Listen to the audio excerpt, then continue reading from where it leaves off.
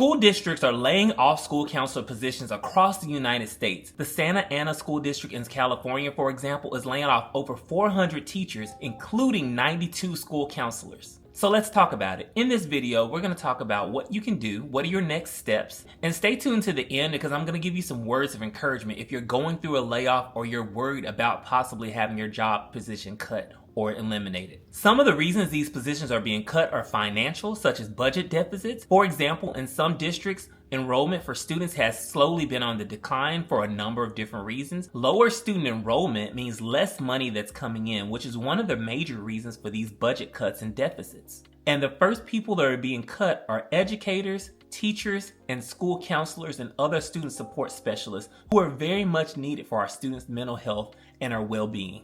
So let's talk about what you can do. Make sure that your work is well documented and that you're advocating for your role. That means taking pictures, posting comments, sharing all the amazing things that you're doing, especially your data, such as the number of students that you meet with every year and the school-wide events that you host for families and the community. And if you haven't done so already, be sure you're documenting all of the things that you do on social media. You can use Twitter, or X as it's called, or Blue Sky, or Threads, or even LinkedIn to share the amazing ideas, themes, and activities that you are doing on your campus. If you live near an area where it's difficult to find a school counseling role, you might have to step outside of the role of education. There are many educators who are transitioning out of the school system and moving to other roles, such as private practice, getting their LPC, mental health agencies, or corporate wellness programs. Your counseling skills are valuable to not only your students, but they're valuable to the community and the world as well. What I found helpful is going on LinkedIn. So again, if you're not on LinkedIn, I would highly encourage you to join that network. So many people who are sharing some remote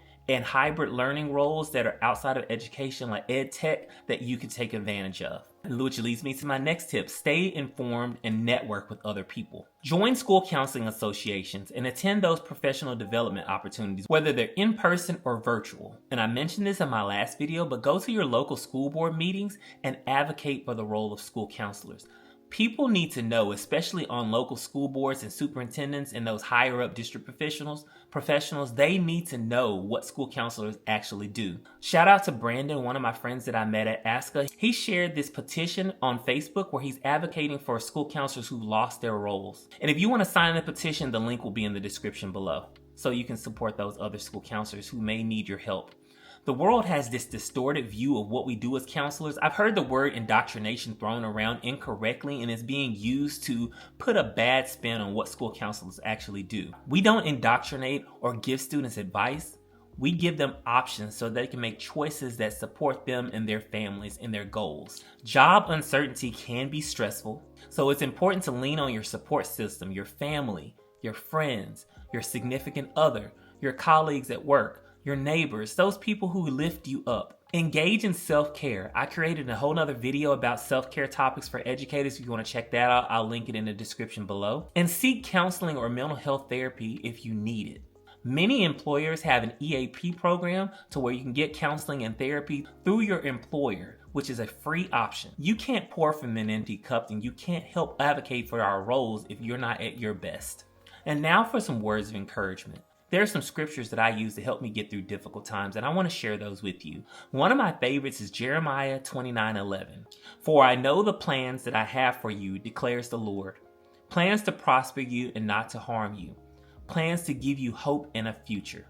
This is one of my favorite scriptures because it lets you know that no matter what happens in this world, God already has your whole life planned and mapped out for you. All you have to do is have faith and do the work, which includes applying for jobs, going on interviews, showing up as your best self, and then having faith that you're going to land the next role that's going to launch you into your destiny. Another one of my favorites is Philippians 4:6-7. Do not be anxious about anything, but in all things, in every situation, by prayer and petition, with thanksgiving, present your requests to God. And the peace of God, which transcends all understanding, will guard your hearts and your minds in Christ Jesus. This is another one that's one of my favorites because it lets me know you don't have to be stressed or anxious about your future. You don't have to overplan or worry about what's going to happen the next day. Life is already hard enough as it is, worrying about the future.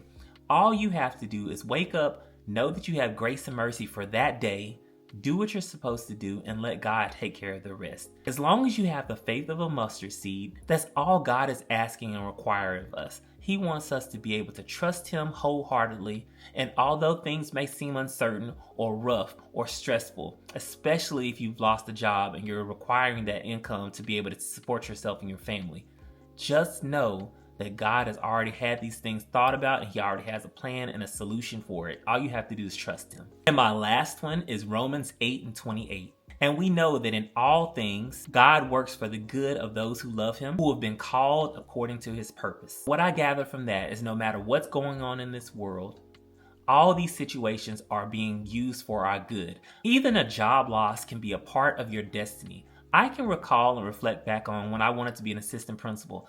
I thought that was going to be a great role for me. And I made a lot of mistakes, and I realized that it was not a good fit for me. At one point, I thought I was a failure because being an AP just didn't work out. But I realized that God was trying to get my attention and guide me back to school counseling. So just a long story short, I was an elementary school counselor and a middle school counselor. I took a 3-year break and I was an assistant principal. I learned a lot of important skills that I use today, such as how to work with difficult people and manage conflict, how to be a better presenter, and how to be more organized. All these skills I learned in that role as an AP, and it was hard. Thinking that I was a failure because being an assistant principal didn't work out. But I realized that God didn't want me to be an assistant principal or a principal. He wanted me back in the role of school counseling so that I can create videos and I can share my expertise with people like you. When I realized my calling in my life, when I realized the gifts and talents that I have were more so tailored to school counseling, it helped me use the gifts and talents that God has given me so that I can share videos for you all. When I went back to school counseling, it sparked a fire in me, and I started creating videos. And if I had stayed in the role of an assistant principal and moved up as a principal, I don't think I would be creating videos right now. So God needed to take that failure. He used that for my good and brought me into this role that I am right now. And I wouldn't be here today if it wasn't for that loss. So my words of encouragement to you is this. If you lost your job as a school counselor or an educator because of budget cuts, or if a door closes, don't worry, another one will open. Just have faith and continue to lean on your support system and pray and take care of your mental health and do all the things you need to do in order to be able to thrive and survive. But trust me, this is not the end of your story. You've got more to tell, you've got more to do. You are not alone. God is with you. Take all of your cares and your trials and your tribulations and your anxiety and your fear and your worry. Take all those big emotions and give them over to Him. He doesn't want us to hold on to those things. He said, lay them at His feet and He will take them. Means lay them down. That doesn't mean pick them back up. If you give those things to God, He's going to give you something better. It reminds me of a picture of a little boy who has a teddy bear, and God is calling for that teddy bear and asking the little boy to give it to him. And the little boy doesn't want to do it, but behind God's back, He has a bigger teddy bear. So if you give your stress, your worry, your anxiety to God, He's going to give you something better. He's going to give you beauty for the ashes and the things that you've lost. So be encouraged. You're going to make it. I'm rooting for you. And I would love for you all to continue this conversation in the comments below. What was your favorite tip or word of encouragement from this video? And if you need to brush up on your interview skills, again, check out my interview playlist on this screen. I've got some amazing things that you can learn as far as like how to answer questions, how to be better prepared, how to even get interviews, and how to communicate and be successful. So check out this playlist on the screen.